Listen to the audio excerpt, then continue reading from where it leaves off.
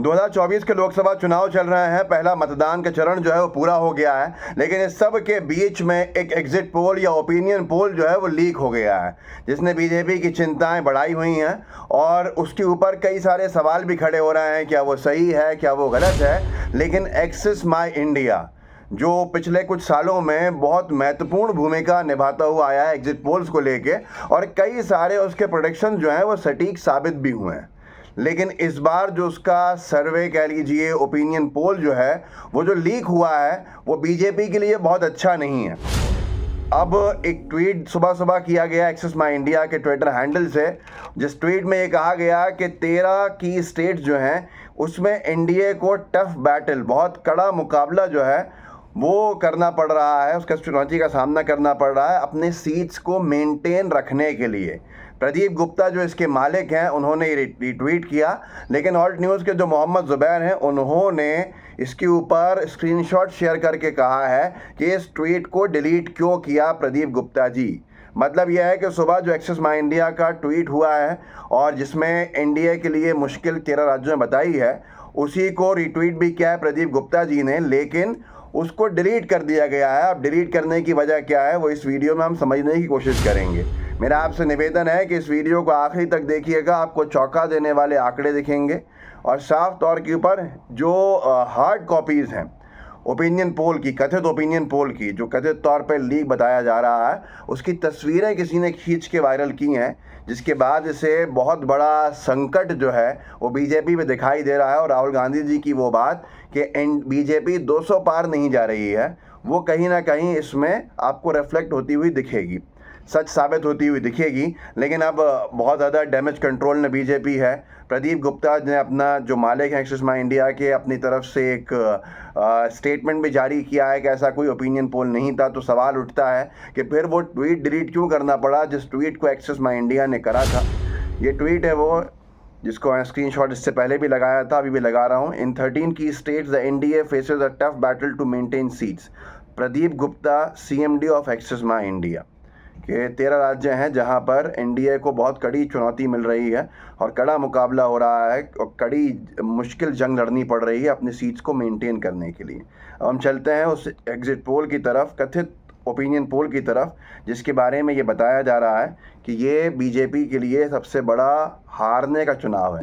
इसमें ये दावा किया गया है कि एनडीए जो है वो, इस चार्ट में आप देख सकते हैं जिसमें एक चार्ट बनाया गया है, ऑरेंज रंग से, सैफरन रंग से 44% एनडीए का शेयर है, ब्लू कलर से इंडिया का शेयर है, क्योंकि ये वो रंग है जो इलेक्शन कमीशन देता है, जिसमें कांग्रेस के पास ब्लू कलर है और सैफरन कलर बीजेपी का है।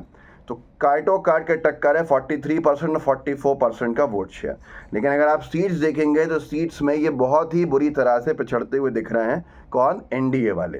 अब इसमें पार्टीज़ का वोट शेयर है, उसके साथ साथ अलायंस का वोट शेयर है जो मैंने आपको बताया, और अन्य 13% के ऊपर आ रहे हैं।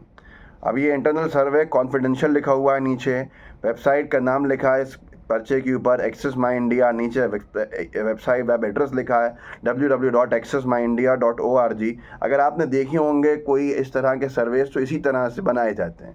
अब कंपनी कह रही है, एजेंसी कह रही है कि नहीं ये सही नहीं है, फिर एजेंसी ने सुबह जो पोल डिलीट किया है, जो ट्वीट डिलीट किया है, उसकी वजह क्या है।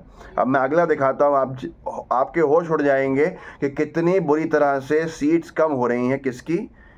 इनकी, एनडीए, बीजेपी की और एनडीए की। आप देखिए, अब इसमें बताया गया है कि इंडिया की जो सीट्स हैं एनडीए अलायंस की, वो 243 के आसपास हैं और इंडिया अलायंस की 242 के आसपास हैं। ये अगला पन्ना है, लोकसभा 2024 फाइनल ओपिनियन पोल। और अन्य जो हैं 40 से 55 सीट्स लाती हुई दिख रही। वोट शेयर मैंने आपको बता ही दिया था पहले, तो वो बीजेपी का 400 पार का नारा, वो सारी चीज़ें जो हैं वो सिर्फ हवाई हैं। बीजेपी अगर एनडीए 250 छू ले तो उसके लिए बहुत बड़ी उपलब्धि होगी इस आंकड़े को देखते हुए। बीजेपी की जो सीट बताई जा रही हैं वो 208 से 219 के बीच में बताई जा रही हैं, जिसके ऊपर मोदी जी ने कहा था हम 350 पार जाएंगे। लेकिन एक्सेस माई इंडिया का ये कथित लीक्ड एग्जिट पोल या ओपिनियन पोल ये कह रहा है कि बीजेपी को 208 के आसपास सीट्स मिलेंगी। वहीं पर अगर हम बात करें इंडिया अलायंस की, तो उसके हिसाब से जो सीट नंबर्स बढ़ रहा है, कहाँ पर, राज्यों में, उसका भी एक इनका है। इस पर उन्होंने लिखा है Lok Sabha 2024 final opinion poll state wise seat trends. Andhra Pradesh में 25 सीट्स हैं, एनडीए को 7 मिल रही हैं जिसमें से बीजेपी की 0 है। इंडिया अलायंस को 3 मिल रही हैं जिसमें से कांग्रेस की 3 है। अन्य को यहाँ 15 मिल रही हैं। अरुणाचल प्रदेश की बात की जाए, अरुणाचल प्रदेश की, तो ये छोटे छोटे सीट्स के राज्य हैं। मैं बड़े राज्यों पे आता हूँ जहाँ बीजेपी सरकार में है। 14 सीटें हैं असम में, जिसके अंदर दावा किया गया है कि 8 सीट्स जो हैं वो एनडीए को मिल रही हैं जिसमें से 8 की 8 सीट्स बीजेपी की हैं। इंडिया अलायंस को 4 सीट्स मिल रही हैं जिसमें से 4 सीट्स बीजेपी की, कांग्रेस की हैं पूरी। और बिहार, अब क्रूशल राज्यों पर चर्चा करेंगे क्योंकि बहुत लंबी सूची, आप पॉज करके उसको पढ़ सकते हैं। बिहार में 40 सीट्स हैं, एनडीए को 21 सीट्स मिल रही हैं जिसमें से 7 सीट्स हैं मात्र बीजेपी की। इंडिया अलायंस को 18 सीट्स मिल रही हैं जिसमें से 5 सीट्स कांग्रेस की हैं, बाकी आरजेडी की हैं। अब आप बात कर लीजिए छत्तीसगढ़, जहां पिछली बार बीजेपी ने क्लीन स्वीप किया था।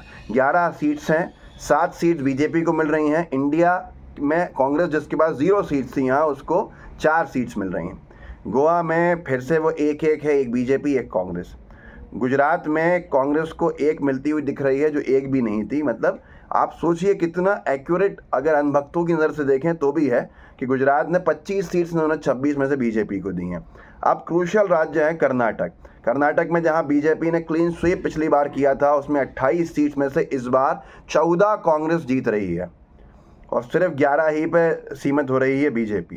केरला में वही आंकड़ा, 20 की 20 सीट्स इंडिया अलायंस, इसमें से कांग्रेस और दूसरे जो उसके सहयोगी दल हैं उनको मिल रहा है। मध्य प्रदेश सबसे बड़ा झटका बीजेपी के लिए, 29 सीट्स हैं मध्य प्रदेश में लोकसभा की।